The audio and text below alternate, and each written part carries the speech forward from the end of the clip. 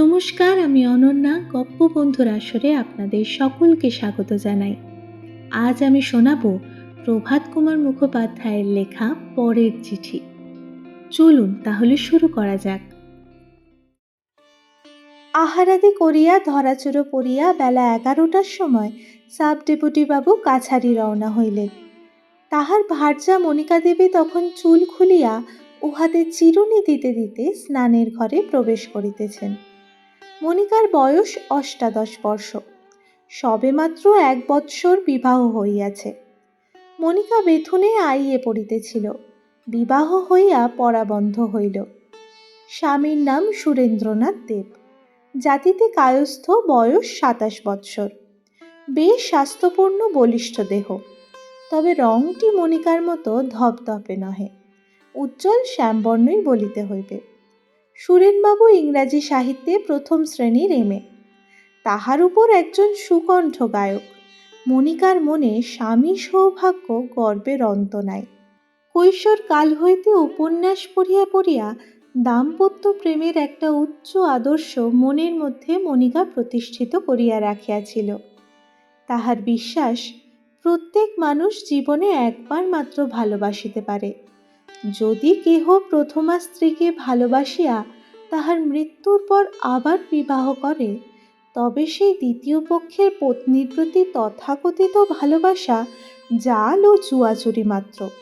উহাতে দেহের মিলন হয় বটে, প্রাণীর মিলন, আত্মার মিলন অসম্ভব। মনিকার পিতা মধ্যবিত্ত গৃহস্থ, সুশিক্ষিত এবং আধুনিক ভাবাপন্ন। সংসার খুব সচ্ছলের না হইলেও কষ্টে সৃষ্টে মেয়েকে পড়াইতেছিলেন। মেয়ের রূপ আছে, তাহার উপর বিদ্যা সংযোগ হইলে কালে এমনকি একটা সিভিলিয়ান জামাতা জুটিয়া যাওয়াও আশ্চর্য নহে। ইহাই ছিল তাহার মনের গোপন আশা। কিন্তু কার্যকালে দেখিলেন, বিলাত ফেরত হইলে কি হইবে, চোরা না শুনে ধর্মের কাহিনী। সে শ্রেণীর পাত্রের দর অতিরিক্ত চড়া, 4 অঙ্কে কুলায় না, 5 অঙ্ক আবশ্যক। তাই অবশেষে তিনি হতাশ হইয়া একটি উচ্চপদস্থ দ্বিতীয় পক্ষ পাত্র স্থির করিয়াছিলেন। বয়স তাহার এমন কিছু বেশি নহে, সন্তান সন্ততিও ছিল না, কিন্তু দ্বিতীয় পক্ষ শুনিয়া মনিকা এমন বাঁকিয়া বসিয়াছিল যে সে সম্বন্ধ ভাঙিয়া দিতে হয়। অবশেষে সাব ডেপুটি সুরেন্দ্রনাথের হস্তেই তিনি কন্যাদান করিয়াছেন। সুরেন্দ্রবাবু এক্ষণে রঙ্গপুরে কার্য করিতেছেন। স্নান সারিয়া মনিকা ঝিকে আদেশ করিল, বামুন ঠাকুরকে বল আমার ভাত বেড়ে নিয়ে আসতে। আহারান্তে তাম্বুল চর্পণ করিতে করিতে মনিকা একটা ব্যঙ্গচিত্র মাসিক পত্রিকা হস্তে সোফায় অঙ্গ ঢালিল। এখানে তরুণ দলের কাগজ। মনিকা একটা গল্প পড়িতে আরম্ভ করিল। স্বামী প্রেম বঞ্চিতা এক তরুণী গোপনে কিরূপভাবে পুরুষান্তরের সহিত প্রেম করিয়াছিল তাহারই বর্ণনা। কিছুদিন পরে স্ত্রীর সতীত্ব সম্বন্ধে স্বামীর মনে সন্দেহ উপস্থিত হয়। তখন সেই সেকেলে সংকীর্ণমনা নরপশুটা মাঝে মাঝে অসময়ে অতর্কিতে গৃহে আসিয়া দেখিত স্ত্রী কি করিতেছে। এইভাবে লাঞ্ছিতা অপমানিতা তরুণী অবশেষে স্বামীর নামে সমাজতত্ত্ব ঘটিত খুব উচ্চদরের চিন্তাপূর্ণ একটা পত্র লিখিয়া রাখিয়া গৃহত্যাগ করিয়া তাহার প্রণয়ীর গৃহে গিয়া আশ্রয় লইল এবং তথায় নিজ নারীত্ব সফল করিতে লাগিল। গল্প পড়িয়া ঘৃণায় মনিকার ওষ্ঠ কুঞ্চিত হইয়া উঠিল। সে মনে মনে বলিল, ঈশ্বরকে ধন্যবাদ, আমাদের প্রেমে অমন অভিশাপ লাগেনি। গল্পের শেষাংশ পাঠ করিতে করিতে মনিকার চক্ষু ঘুমে জড়াইয়া আসিতেছিল। গল্প শেষ করিয়া মাসিক পত্রখানি পার্শ্বস্থ টেবিলে রাখিয়া মনিকা সেই সোফাতেই একটু গড়াইবার আয়োজন করিতেছে, এমন সময় বাংলোর হাতায় একটা গাড়ি প্রবেশ করিবার শব্দ শুনিতে পাইল। কে আসিল? ইন্সপেক্টর বাবুর স্ত্রী? যদুবাবু উকিলের স্ত্রীও হইতে পারেন, কিন্তু সিঁড়িতে পদশব্দ উঠিল তার স্বামীর। মনিকা দেওয়াল ঘড়ির পানে চাহিয়া দেখিল, বেলা সবে তখন 1:30। 5টার পূর্বে স্বামী তো কোনোদিন ফেরেন না, তবে আজ এমন অসময়ে কেন? সে মনে মনে হাসিয়া বলিল, ওগো, আমার নারীত্ব বিফল হয়নি, তোমার গোয়েন্দাগিরির কোনো দরকার নেই। পদশব্দ হঠাৎ অত্যন্ত মৃদু ভাব ধারণ করিল।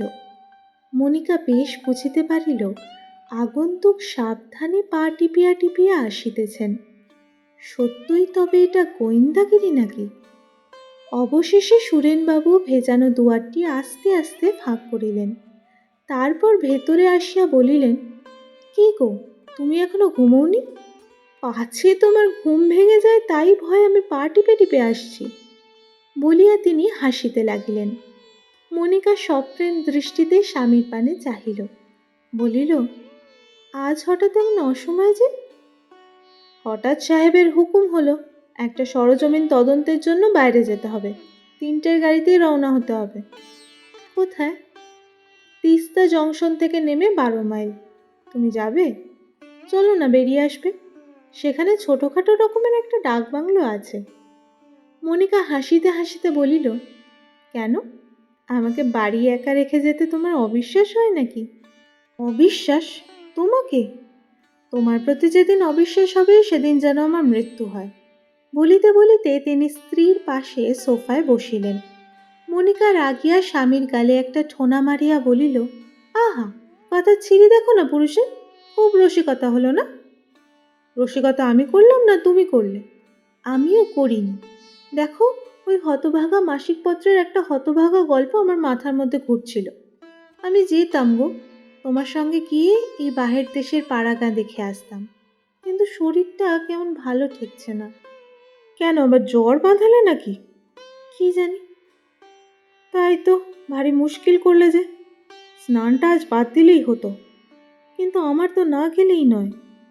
তুমি এসো গিয়ে, ও আমার কিছু নয়। রাত্রে একটা উপোস দেবো না হয়। চলো, তোমার গোছ গাছ করে দিকে। গোছ গাছের বিশেষ কিছু প্রয়োজন ছিল না। 2-1 দিনের জন্য ট্যুরে যাইবার বস্ত্রাদি একটা সুটকেসে গোছানোই থাকিত। গৃহভৃত্য ও আটদালিতে মিলিয়া বিছানা বাঁধিয়া ফেলিল। আটদালি ঠিকাগাড়ি ডাকিয়া আনিল। বিছানা, সুটকেস ও জলের সরাই সহ সাব ডেপুটিবাবু স্টেশন অভিমুখে যাত্রা করিলেন। বলিয়া গেলেন পরশু দুপুরবেলা নাগাদ ফিরিয়া আসিবেন। সেই দিন বৈকালে ধোপা আসিল। গতবারে তাড়াতাড়িতে ধোপাকে দেওয়া কাপড়ের তালিকা লিখিয়া রাখা হয় নাই, তবে কোন কোন কাপড় কি আছে তাহা মনিকার বেশ মনে ছিল। মনিকা কাপড়গুলি নাড়িয়া চাড়িয়া বলিল, বাবুর একটা এন্ডির কোট গিয়েছিল যে, সেটা আনিসনি? ধোপা বলিল, না মা, এই ক্ষেপে তো যায়নি। মনিকা বলিল, গিয়েছিল বই কি, আমার মনে হচ্ছে। ধোপা সবিনয়ে প্রতিবাদ করিল, বলিল, উহা গত মাসে গিয়েছিল এবং যথাসময়ে সে উহা দিয়াও গিয়াছে। মা খুঁজিয়া দেখিলে নিশ্চয়ই উহা বাড়িতেই পাইবেন। মনিকা বলিল, আচ্ছা, আমি খুঁজে দেখব, কিন্তু যদি না পাই তাহলে তোমার হিসেব থেকে দাম কাটা যাবে বাপু। পরদিন প্রাতে উঠিয়া মনিকা দেখিল মাথাটা কেমন ভার ভার, চোখ দুটাও জ্বালা করিতেছে। চা পান শেষ করিয়া সে স্বামীর এন্ডির কোটের অনুসন্ধানে ব্যাপৃত হইল। শয়নকক্ষের আলমারি, ট্রাঙ্ক প্রভৃতি খোঁজা শেষ হইলে অপর এক কক্ষে একটা কালো রঙের সুটকেসের প্রতি মনিকার নজর পড়িল। তখন তাহার মনে হইল, ওই সুটকেস ভারী মন্দ নহে, বস্ত্রাদি থাকাই সম্ভব। সেই এন্ডির কোট স্বামী যদি উহার ভিতরে রাখিয়া থাকেন, কিন্তু উহার চাবি কই? তার রিঙে অন্যান্য চাবি রহিয়াছে, উহার চাবি তো নাই। সেই রিঙের সব চাবি তো মনিকার সুপরিচিত। আর একটা রিং আছে, উহাতে স্বামীর আপিসের চাবি থাকে। উহা শয়ন ঘরে সেলফের উপরে থাকে। আপিস যাইবার সময় স্বামী উহা পাতলুনের পকেটে পুরিয়া লইয়া যান। মনিকা শয়ন ঘরে গিয়া সেই রিং লইয়া আসিয়া 2-3টা চাবি লাগাইতেই কলটা খুলিয়া গেল। সুটকেসের ভিতর হইতে কয়েকটা পুরাতন কাপড় জামার তলেই বাহির হইল সিল্কের রুমালে বাঁধা কতকগুলি চিঠি। কোনোখানিরই খাম নাই। স্ত্রীলোকে সুন্দর হস্তাক্ষরে লেখা চিঠি, স্বাক্ষর স্থানে তোমারই মনোরমা। রুমালখানি সহ চিঠির বান্ডিলটা বাহির করিয়া লইয়া সুটকেস বন্ধ করিয়া মনিকা শয়নকক্ষে ফিরিয়া আসিয়া সোফায় বসিল।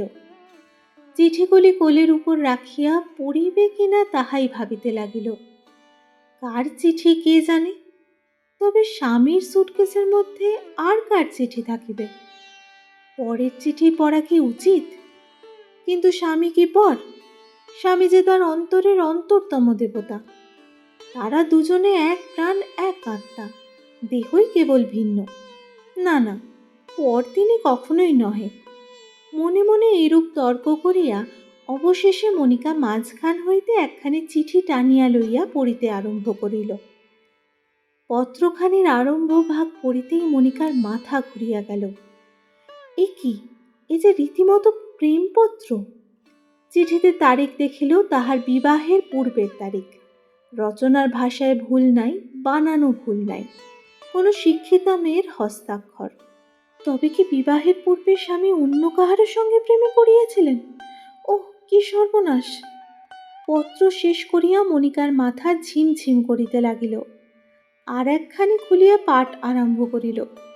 পরস্পরের অটুট অনাবিল গভীর প্রেমের পরিচায়ক। মনোরমার পিতামাতা কিন্তু এ বিবাহে সম্মতি দিবেন কিনা সে বিষয়ে আকুল আশঙ্কা। পড়িয়া মনিকার কান্না আসিতে লাগিল। তৃতীয় পত্রে পিতামাতা মত করিলেন না, ইহাই প্রকাশ। আজীবন উভয়ের কৌমার্য ব্রত অবলম্বনে জন্মান্তরে মিলন প্রতীক্ষায় এ জীবনযাপনের প্রস্তাব। মনিকার চক্ষু হইতে ঝরঝর ধারায় অশ্রু বহিল। ঝি আসিয়া বলিল, মা, 11টা যে বাজতে চলল, চান করবে না? মনিকা চক্ষু মুছিয়া ধরা গলায় বলিল, না, স্নান করব না, শরীরটা আজ ভালো বোধ হচ্ছে না। তাহলে বামুন ঠাকুরকে ভাত বাড়তে বলি? না, খেতেও ইচ্ছা নেই। ঝি কাছে আসিয়া হাতের উপর হাত রাখিয়া বলিল, কাজে গরম হয়েছে দেখছি। ও মা, জ্বর বাঁধালে নাকি? বাবুও যে বাড়ি নেই, কি হবে গো মা? আর কোনো পত্র পড়িতে মনিকার প্রবৃত্তি হইল না। সবগুলি গুছাইয়া বাঁধিয়া মনিকা এখন বেশ স্পষ্টই বুঝিতে পারিল ঝির কথা মিথ্যা নহে, জ্বরই আসিতেছে বটে। মনিকা তখন চিঠির বান্ডিল আলমারিতে তুলিয়া রাখিয়া শয্যায় উঠিয়া শয়ন করিল। দেখিতে দেখিতে খুব কম্প দিয়াই জ্বর আসিল, ম্যালেরিয়া। রংপুরে আসিয়া আর একবার সেই রূপ জ্বরে পড়িয়াছিল। ইন্সপেক্টর বাবুর স্ত্রী কল্যাণী বেলা 2টার সময় বেড়াইতে আসিয়া দেখেন এই ব্যাপার। মনিকা তখন বেহুঁশ। তিনি তখনই বামুন ঠাকুরকে কাছারিতে পাঠাইয়া নিজ স্বামীকে ডাকিয়া আনিলেন। ইন্সপেক্টর বাবু আসিয়া স্ত্রীর নিকট সাব ডেপুটি গৃহিণীর অবস্থার কথা শুনিয়া নিজেই ডাক্তার ডাকিতে ছুটিলেন। ডাক্তার আসিলেন, ঔষধ দিলেন, বলিলেন, কোনো ভয় নেই, ম্যালেরিয়া জ্বর, শহরে জ্বরটা আজকাল খুবই হচ্ছে। পরদিন বেলা 2টার সময় সাব ডেপুটি বাবুও ফিরিলেন। 1 সপ্তাহ অবিশ্রান্ত শুশ্রূষার পর গতকাল হইতে মনিকার জ্বরটা ছাড়িয়াছে। আজ সে 2খানা সুজির রুটি খাইবে। বলা বাহুল্য সে অত্যন্ত কৃশ ও দুর্বল হইয়া পড়িয়াছে। সুরেনবাবু তাহার মুখ ধোয়ানো শেষ করিয়া ঔষধ পান করাইয়া দিয়াছেন। খোলা জানলার কাছে সোফা টানিয়া 2-3টা কুশনে ঠেস দিয়া তাহাকে বসাইয়াছেন। বুক অব্দি একটা পাতলা শালচাপা। সুরেনবাবু পার্শ্বে একটা চেয়ার টানিয়া বসিয়া স্ত্রীর সঙ্গে কথাবার্তা কহিতেছেন। বেলা 9টা বাজিলে মনিকা গম্ভীরভাবে বলিল, তুমি আর কতদিন অফিস কামাই করবে? সুরেনবাবু বলিলেন, আমি যে 3 মাসের ছুটি নিয়েছি। 3 মাসের? তুমি কি মনে করেছিলে আমার এদিক ওদিক যা হোক একটা কিছু হতে 3 মাস লেগে যাবে? এদিক আবার ওদিক কেন? বলিয়া সুরেনবাবু শাস্তিস্বরূপ পত্নীর গাল টিপিয়া দিলেন। তারপর বলিলেন, রংপুরে আর থাকবার ইচ্ছা নেই, যা ম্যালেরিয়া। 3 মাস ছুটি নিলে অন্য জায়গায় বদলি করে দেয় কিনা, তাই 3 মাসের ছুটি নিয়েছি। তুমি একটু সেরে উঠলেই আমি তোমায় দার্জিলিংয়ে নিয়ে যাব হাওয়া বদলাতে। এপ্রিল মাসে লাট সাহেবের দপ্তরও দার্জিলিং যাবে। সেক্রেটারির সঙ্গে দেখা করে আলিপুরে বদলি হওয়ার চেষ্টা করব। মনিকা ক্লান্তভাবে বলিল, কেন, তোমার মনোরমা আলিপুরে থাকে নাকি? সুরেনবাবু আশ্চর্য হইয়া বলিলেন, আমার মনোরমা? আমার মনোরমা আবার কি? কি বলছো তুমি? মনিকা স্বামীর পানে না চাহিয়া ক্লান্তভাবে বলিল, মনোরমা তোমার ভালোবাসা গো। আজকাল সে আর তোমায় চিঠি লেখে না? চিঠি এখন আপিসের ঠিকানায় আনাও বুঝি? ওহো, তুমি কৌমার্যব্রত ভঙ্গ করেছ কি না? সেই রাগে মনোরমা বোধহয় আর চিঠি লেখে না তোমায়, না? সুরেনবাবু বলিলেন, এইসব কি তুমি ভুল বকছো বলো দেখি? মনোরমা বলে কোনো জন্মে আমার কোনো ভালোবাসাও ছিল না, কেউ আমায় চিঠিও লেখে না।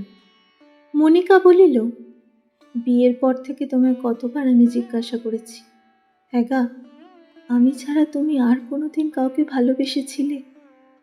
তুমি বরাবর 180 উত্তর করেছ, স্বপ্নেও না। আমি আগে মনে করতাম তুমি সত্যবাদী, এখন দেখছি সেটা আমার ভুল। আমি তোমার চিঠি দেখেছি, নিজে পড়েছি।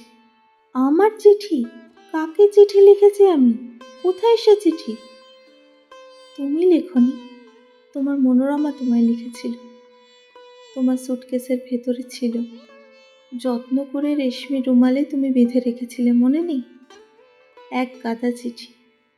ভয় নেই, বেশি পড়িনি আমি, 3-4খানা পড়েছি মাত্র। আর পড়তে ভালো লাগলো না। সুরেনবাবু বলিলেন, আমার সুটকেসের ভেতর কারো কোনো চিঠি তো কোনোদিন ছিল না। কই সে চিঠি? যে সুটকেস তুমি ট্যুরে নিয়ে যাও সে সুটকেস নয়, যে সুটকেসটা তুমি লুকিয়ে রেখেছিলে ও ঘরে। তুমি যেদিন ট্যুরে যাও তার পরদিন সকালে তোমার এনডির কোট খুঁজতে গিয়ে আমি সেই সুটকেস খুলে সেই সব চিঠি দেখতে পাই। সুরেনবাবু আর বাক্য ব্যয় মাত্র না করিয়া তাড়াতাড়ি গিয়া সেই সুটকেস হাতে করিয়া লইয়া আসিয়া জিজ্ঞাসা করিলেন, এই সুটকেসের মধ্যে ছিল চিঠি? হ্যাঁ। কিন্তু এই সুটকেস তো আমার নয়। ওই যে ডালায় তোমার নামের অক্ষর ছাপা রয়েছে, এসটি। সুটকেস মেঝের ওপর নামাইয়া রাখিয়া সুরেনবাবু স্ত্রীর পানে চাহিয়া হা হা হা করিয়া হাসিতে লাগিলেন। দীর্ঘ এবং উচ্চ হাসি। তাহার ভাবভঙ্গি দেখিয়া মনিকা একটু বিব্রত হইল, বলিল, ও সুটকেস তোমার নয় তো কার তবে শুনি? কষ্টে হাসির বেগ সম্বরণ করিয়া সুরেনবাবু বলিলেন, আচ্ছা, আমি কি তোমায় বলিনি যে আমার একজন বন্ধু আছে, তার নাম শরৎ দত্ত, যে কাশ্মীরে চাকরি করতে গেছে? হ্যাঁ, আমি কি তোমায় বলিনি যে কলকাতায় সে টিউশনি করতে করতে ল আর এমএ পড়তো? বলেছ। আমি কি তোমায় বলিনি যে ব্রাহ্ম মেয়েটিকে সে পড়াতো তার সঙ্গে প্রেমে পড়ে গিয়েছিল, তাকে বিয়ে করতে চেয়েছিল, কিন্তু তার বাপ মা রাজি হয়নি, আর শরতের বাপ মা তাকে ধরে নিয়ে অন্যত্র বিয়ে দিয়ে দেয়? হ্যাঁ, সে কথা বলেছ। সুরেনবাবু বলিলেন, আচ্ছা, আর এ কথাও বোধহয় তোমায় বলেছি যে এখানকার কলেজে একটা মাস্টারির চেষ্টায় সে এসে আমার বাসায় দিন কয়েক ছিল। তখনও তোমার সঙ্গে আমার বিয়ে হয়নি। কই, আমার মনে পড়ে না। ও সুটকেস তারই। এখানকার সে মাস্টারির চাকরিটা হলো না, যাওয়ার সময় সুটকেসটা এখানে সে ভুলে ফেলে কলকাতায় চলে যায়। আমি তাকে ওটা রেল পার্সেলে পাঠিয়ে দিতেও চেয়েছিলাম। সে লিখলে কাশ্মীরে একটা চাকরি পেয়ে সে রওনা হচ্ছে, ওতে বিশেষ দরকারি জিনিস তার কিছু নেই, আমার কাছেই রেখে দিতে বলে পরে এসে নিয়ে যাবে। মনিকা কিছুক্ষণ নীরবে বসিয়া রহিল, শেষে একটা নিঃশ্বাস ফেলিয়া বলিল, ও তাই বুঝি? সুরেনবাবু বলিলেন, আচ্ছা, এই সুটকেস তুমি খুললে কি করে? এর চাবি তো আমাদের কাছে নেই। মনিকা বলিল, কেন, তোমার আপিসের রিংয়ের চাবি ছিল। আমি ভেবেছিলাম পাছি আমি ও সুটকেস কোনোদিন খুলি, সে ভয় ওর চাবি তুমি বাড়ির রিংয়ে রাখোনি। সুরেনবাবু চাবির রিং লইয়া আসিয়া বলিলেন, কোনটা? মনিকা একটা চাবি বাছিয়া বলিল, এইটা বোধহয়। এটা তো আমার অফিসের একটা টানার চাবি। বলিয়া সেই চাবি দিয়া সুটকেস খুলিলেন। কাপড় জামা হাটকাইতে হাটকাইতে 2খানা বই এবং একটা খামে ভরা খানকতক সার্টিফিকেট বাহির হইল। বইগুলিতে ইংরাজিতে নাম লেখা এস. সার্টিফিকেটগুলি কলেজের প্রফেসরদের লিখিত, তাহাতে পুরা নাম শরৎচন্দ্র দত্তই লেখা আছে।